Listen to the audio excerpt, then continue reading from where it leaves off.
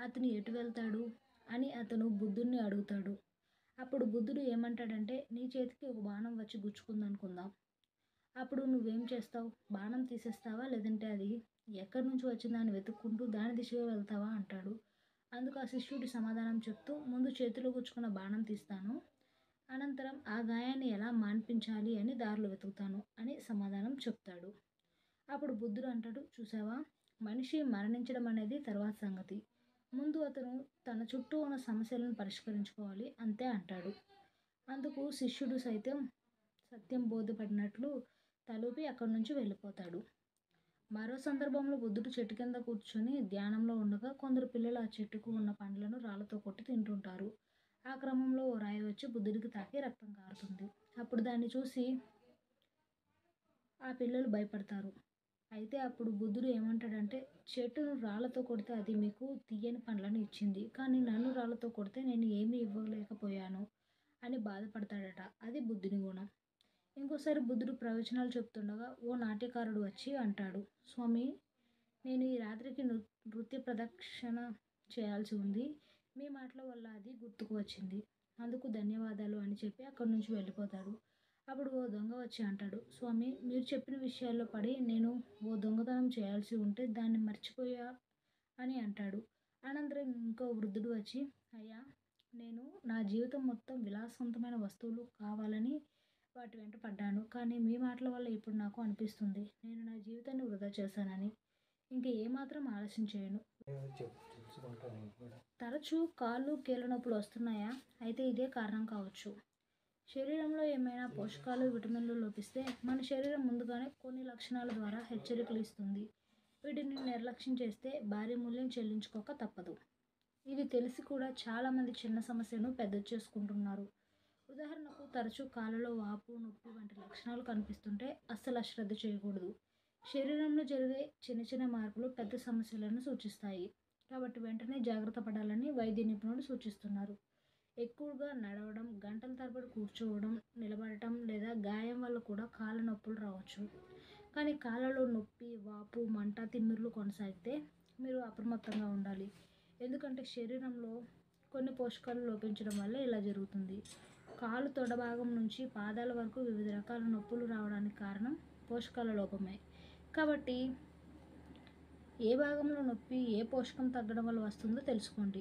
పట్టించుకోకుండా ఉన్నారంటే మాత్రం తీవ్ర సమస్యలు ఎదుర్కోక తప్పదు. కాళ్ళలో నొప్పి. మీ పాదాల్లో నొప్పి ఉంటే అది కాల్షియం, విటమిన్ డి, మెగ్నీషియం లోపానికి సంకేతం కావచ్చు. తొడ తిమ్మిరి. తొడలో తిమ్మిరి రావడానికి కారణం ఎలక్ట్రోలైట్స్. శరీరంలో విటమిన్ బి12 లోపాన్ని కూడా ఈ లక్షణం సూచిస్తుంది. కాళ్ళలో మంట. విటమిన్ బి1, బి6, బి12 లోపం వల్ల పాదాల్లో మంట లేదా జలదరింపు అనుభూతి వస్తుంది. కీళ్ళ నొప్పి. కీళ్ళ నొప్పుల సమస్య చాలామందికి ఉంటుంది. ముఖ్యంగా మోకాళ్ళు, చీలమండలు, వేళ్లలో కీళ్ళ నొప్పులు ఉన్నట్లయితే అది కూడా పోషకాల లోపానికి సంకేతం కావచ్చు. ఈ సమస్యలు విటమిన్ డి లోపించిన లేదా యూరిక్ యాసిడ్ పెరుగుదల వల్ల కూడా వస్తాయి. కాళ్ళలో వాపు. పాదాల వాపును అస్సలు నిర్లక్ష్యం చేయవద్దు. ఎందుకంటే ఇది కాలేయ ఒత్తిడి, మూత్రపిండాలు పనిచేయకపోవడం లేదా గుండె సంబంధిత సమస్యల వల్ల సంభవించవచ్చు. అటువంటి పరిస్థితుల్లో మీరు వెంటనే వైద్యుని సంప్రదించండి. పాలలో ఈ రెండు కలిపితే చాలు, ప్రశాంతమైన నిద్ర మీ సొంతం. ఆరోగ్యంగా ఉండడానికి ప్రశాంతమైన నిద్ర ఎంత ముఖ్యమో అందరికీ తెలుసు. కానీ చాలామంది రాత్రి నిద్రపట్టక ఇబ్బంది పడుతుంటారు. అయితే పాలలో కొన్ని సహజమైన పదార్థాలు కలపడం ద్వారా ప్రశాంతమైన నిద్రను మీరు పొందవచ్చు. అశ్వగంధ పొడి. అశ్వగంధ ఒక ఆయుర్వేద మూలిక. ఇది ఒత్తిడి, ఆందోళనను తగ్గించడంలో సహాయపడుతుంది. ఇది నాడీ వ్యవస్థను శాంతపరిచి మంచి నిద్రను ప్రోత్సహిస్తుంది. అశ్వగంధలోని త్రైఎథిలిన్ గైలాట్ అనే రసాయనం నిద్రను ప్రేరేపిస్తుందని అధ్యయనాలు చెప్తున్నాయి. ఇది శరీరంలోని కొలెస్ట్రాల్ స్థాయిని తగ్గిస్తుంది. ఇంకా నిద్రలేమి ఒక ప్రధాన కారణం. జాజికాయ ఒక అద్భుతమైన ఔషధ గుణం కలిగిన సుగంధ ద్రవ్యం. ఇది సహజమైన మత్తుమందుగా పనిచేస్తుంది. తక్కువ మోతాదులో జాజికాయ పొడిని పాలలో కలిపి తాగటం వల్ల మనశ్శాంతి లభించి నిద్ర బాగా పడుతుంది. జాజికాయలో మిరిస్ట్రిసిన్ అనే సమ్మేళనం ఉంది. ఇది కేంద్ర నాడీ వ్యవస్థపై పనిచేసి నిద్రను ప్రోత్సహిస్తుంది. ఒక గ్లాసు గోరువెచ్చని పాలలో 1/2 టీ స్పూన్ అశ్వగంధ పొడిని కలపండి. 1/4 టీ స్పూన్ కంటే తక్కువ జాజికాయ పొడిని కలపండి. జాజికాయను ఎక్కువగా వాడటం వల్ల కొన్నిసార్లు మైకం లేదా తలనొప్పి వస్తుంది. కాబట్టి జాగ్రత్తగా ఉండండి.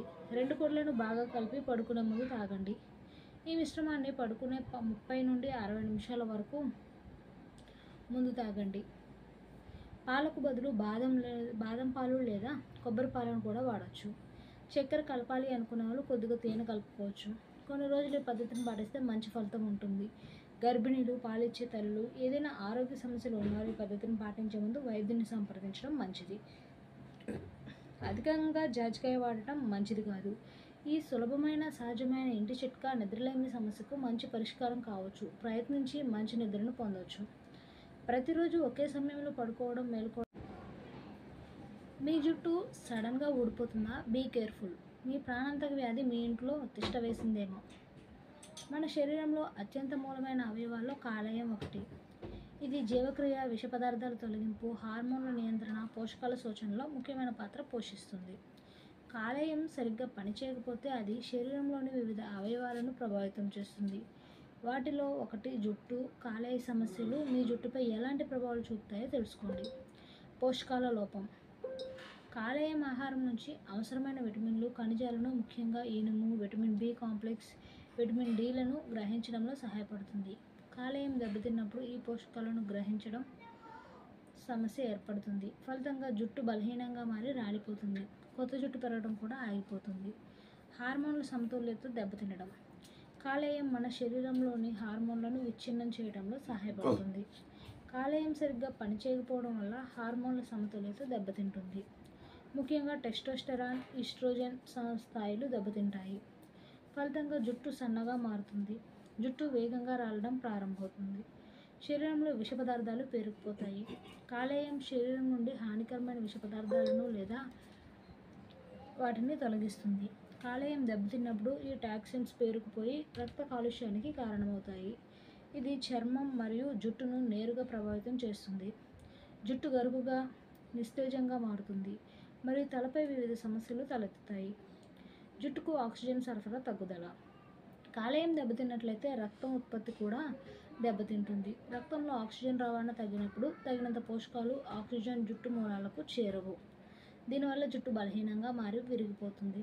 కామెర్లకు జుట్టు రాలడం మధ్య సంబంధం ఏంటంటే లివర్ సిరోసిస్ లేదా హెపటైటిస్ వంటి వ్యాధులు కామెర్లకు కారణమవుతాయి.